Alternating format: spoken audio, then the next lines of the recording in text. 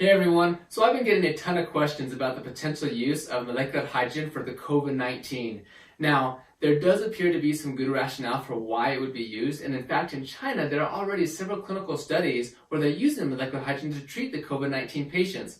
According to some of the researchers, the preliminary data is really quite promising, in so much that at least one governmental organization is now recommending the use of molecular hydrogen for these patients. Now, I want to go through the pathophysiology so I can describe the rationale for why hydrogen gas would be used in these clinical studies and in this scenario. But first, I want to show you a video where Dr. Nanshan Zhong, who was the one who discovered the SARS coronavirus in 2003, actually recommends and discusses the use of molecular hydrogen. And then I actually have some videos where patients who have the COVID-19 are actually describing their experience using the molecular hydrogen therapy. So we'll go to those videos and then I'll come back and talk about the rationale for H2. So we'll see you soon.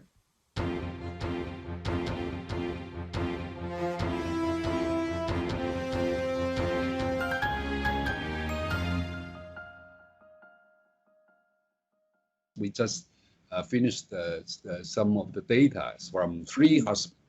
We use hydrogen and oxygen mix. Yes. It seems to be working very well. I am happy about that. So I just got the data right now. So from Wuhan and from Guangzhou and 3 hospitals, altogether 60 something. And after inhaling this hydrogen and oxygen mix gas, they improve. The dyspnea improved the 2nd day, and the 3rd day, and the 4th day. So all of them showing really improved. I suppose because of at least resist to reduce the airway the gas airway resistance. So much easier to go into the alveoli to improve the oxygenation. I think that's a good way. 你刚才吸了有什么感觉？就是吸了之后来了之后这么多天，这个胸前呢没有改善，就真的用了这之后啊，这个胸前都改善了，是吗？不痛了，不痛了，不痛了，一点都不痛了，那太好了，谢谢你啊，万清华教授啊，这里今天这第1回好爽啊，这个位置。阿姨，你用了那个氢氧机，感觉怎么样啊？感觉很舒服，很舒服，是不是？没有什么不好的感觉。有没有说觉得胸口就是吸了之后感觉很顺畅啊，或者是吸气的时候觉得就是很顺一点感觉？对，原来一深呼吸呢，就会咳嗽，但是用了这个以后呢，咳嗽啊，基本上没有了，而且深呼吸的时候都不会咳嗽。好。你用这个机感觉怎么样？用这个机感觉还可以。有没有说觉得好像吸气会更舒服啊，更顺畅，就是更顺畅一点，是不是？对。特别是第1次用的时候。什么感觉？感觉就是像气道打开了一样。这种感觉。对，以前不敢做这个深呼吸。用了它以后可以深呼吸。好的。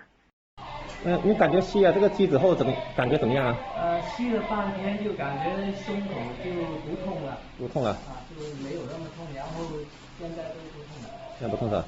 那就以前生活都比较痛。之前是胸闷，跟前面这里跟后背都有点痛，然后吸了这个新气以后，就半天以后就感觉就舒服很多，就没有痛。好，谢谢啊。So I hope you enjoyed those videos. It really is quite fascinating.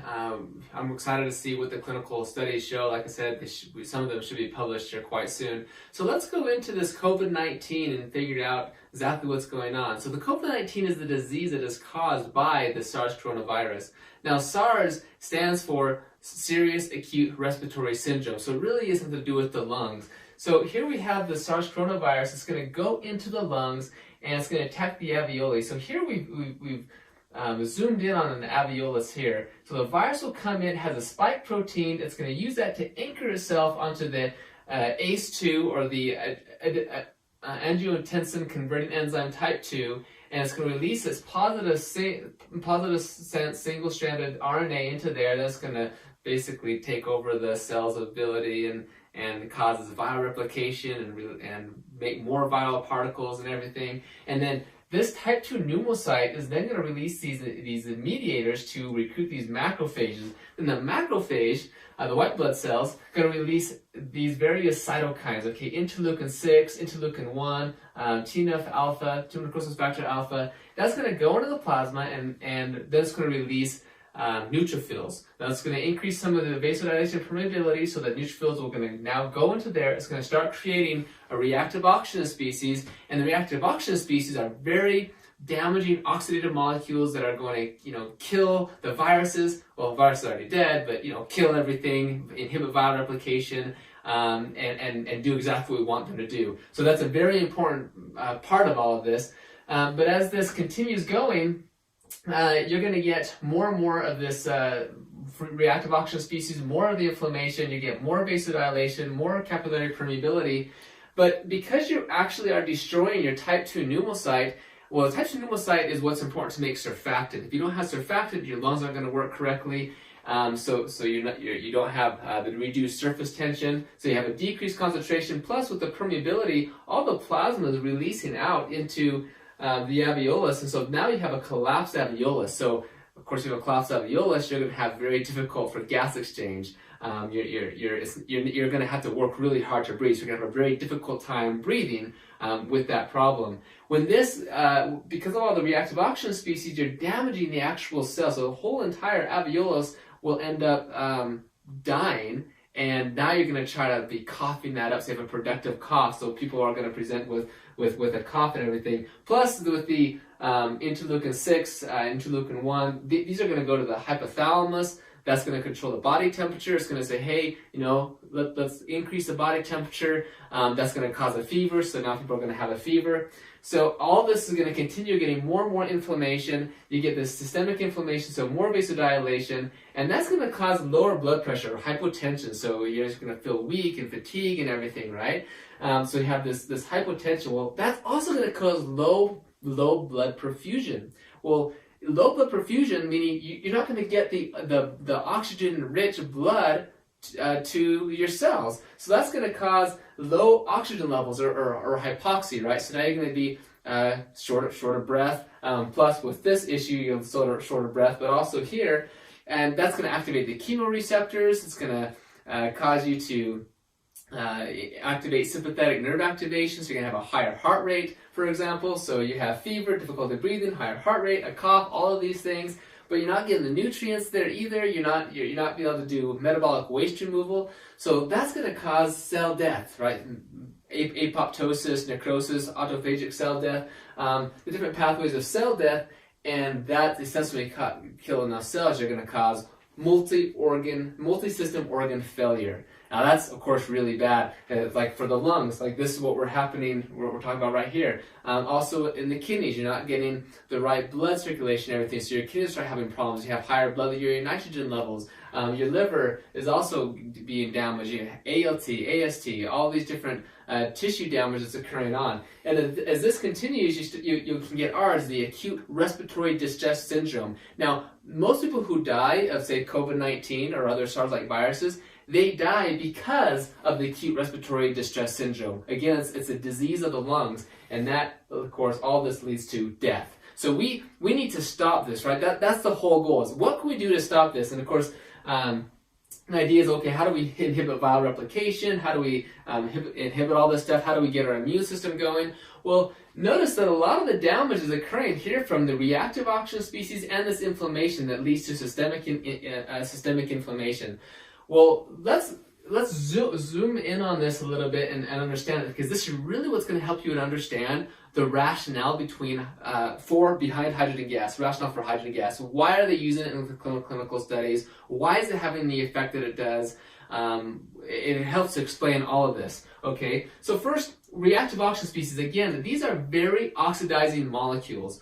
Well, actually, superoxide is reductive, but the point is they cause a lot of oxidative damage, okay? You cut your apple in half and it turns brown, that's oxidation, that's damage, it's rusting. And that same thing happens to your cells. It causes lipid peroxidation, DNA damage, all of these things. So we don't want to have an excessive amount of that. But these are also important.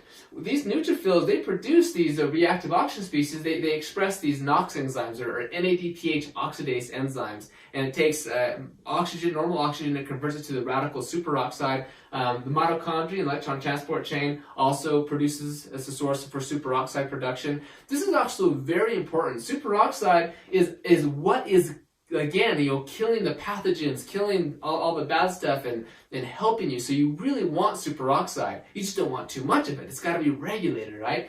Also nitric oxide. Well, nitric oxide is very critical. It's a vasodilator. Of course, that's really good, but you don't want too much of that, because that's going to cause misdistribution of blood flow and whole sorts of problems. So we need to have that regulated as well. But nitric oxide it can inhibit viral replication. It's extremely important for the immune system. But again, you don't want too much of it. You want to keep that regulated. Well, when you have this cycle going on, these are just getting higher and higher and higher and higher. And now you're just causing all sorts of necrosis and cell damage. You're inducing apoptosis, right? That's the cell death we talked about. Well, also when these get high, they react instantaneously to form none other but peroxynitrite. Peroxynitrite is literally like the most oxidizing, damaging molecule that there is. It is pernicious, it is terrible, it is a bad molecule. And not only, that's a bad one, but then there's also the hydroxyl radical. The hydroxyl radical is actually the most cytotoxic reactive oxygen species. It's just bad. Both of these guys are just bad. That's why they're in the red color, because red means bad in this case. When these get high levels, they form peroxynitrite. Peroxynitrite can form the hydroxyl radical. Superoxide can also form the hydroxyl radical through a process called the Fenton reaction. Like there's iron and different things, it can cause us to catalyze. So I just want to point out that these guys right here, they do us no good. We do not want them. They cause cell death and everything. These guys, on the other hand, they're important for our immune system, for our function, everything. So we actually like them. We need them to be regulated, okay? Well, these enzymes are very critical to regulate these, and they get hyperactivated by the immune inflammatory response we'll talk about over here.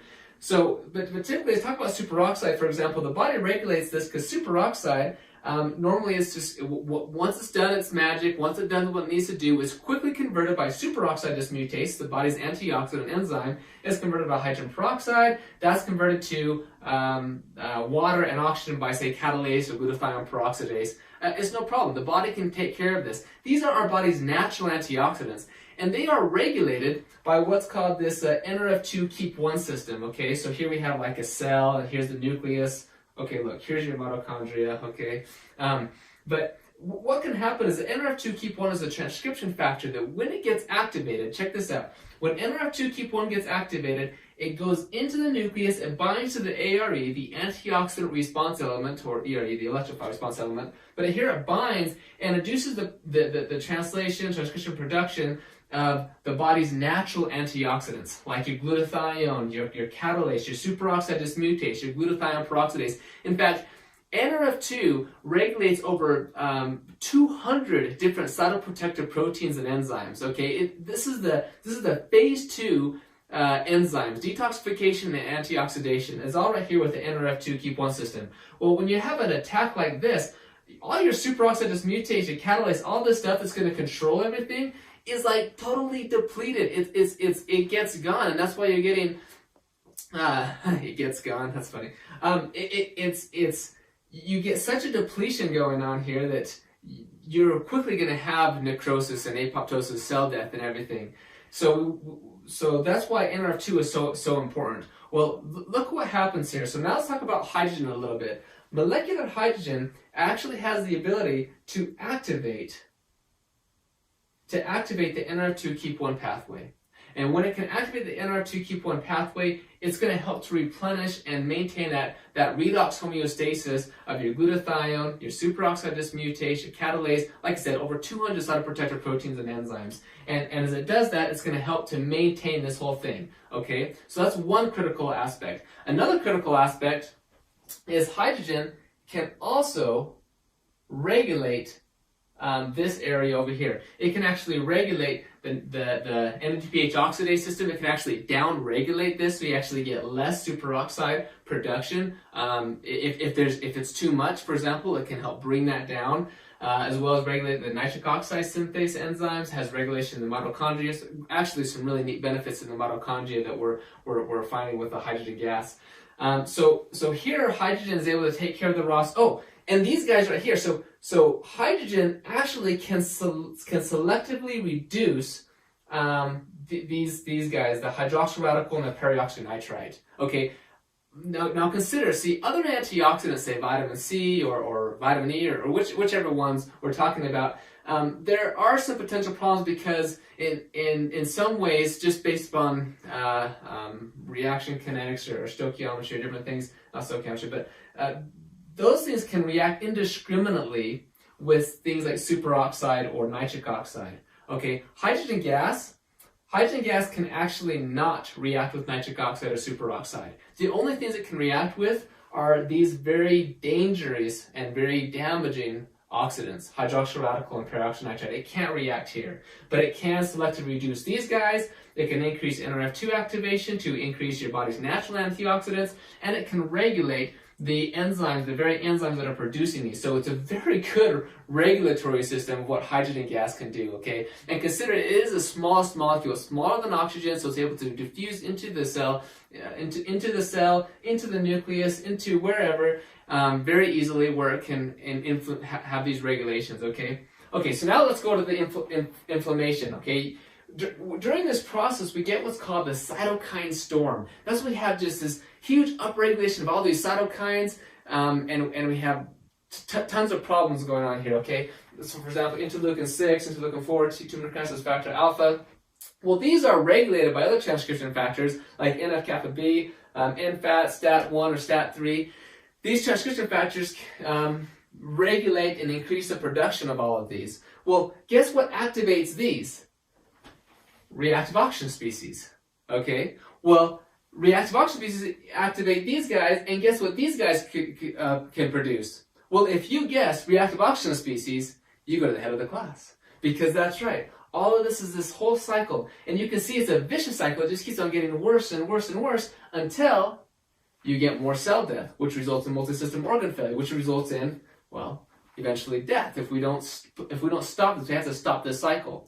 So hydrogen gas over here, we've actually demonstrated that hydrogen has an inhibitory role or a regulatory role in regulating these guys, which are going to regulate the actual inflammatory cytokines. So we've actually done several studies showing, we and as well as many other colleagues and researchers, and many papers have demonstrated that hydrogen has a great anti-inflammatory effects, decreasing interleukin 6. Okay, that's a very potent pro-inflammatory cytokine. So hydrogen can regulate NF-κB, NFAT. It's going to decrease these cytokines. And we're seeing in the research that hydrogen can therefore decrease, for example, lipopolysaccharide-induced hypotension, decreasing some of these other symptomology here because it's decreasing this inflammation, it's decreasing the oxidative damage, the oxidative stress that's going on. So, so to sum it all up together, this is how the virus progresses, leading to reactive oxygen species and inflammation. That's going to cause all the way to cell death, multi-system organ failure, and eventually, potentially death, right? And hydrogen gas, being a very simple, small molecule, we're showing it can help to regulate the redox status of the cell by selectively reducing the very bad guys, help to regulate and improve the NRF2 keep 1 pathway to maintain our body's redox homeostasis, and also has regulatory effects with the inflammation to lower chronic, harmful systemic inflammation. And it's by regulating everything and not just decreasing it or inhibiting it or something, because that's not what we want to do. We need all of these things. This is our immune system. We don't want to just get rid of it. Yes, it is what is killing us, but it is also very important that we have so that we can get better. So that is kind of that is the idea between hydrogen gas and its rationale for COVID-19. So anyway, I hope this made sense. I hope you're able to learn something from this, and we'll, like I said, check out the literature. We'll post the clinical trials, when they get done, and thank you very much.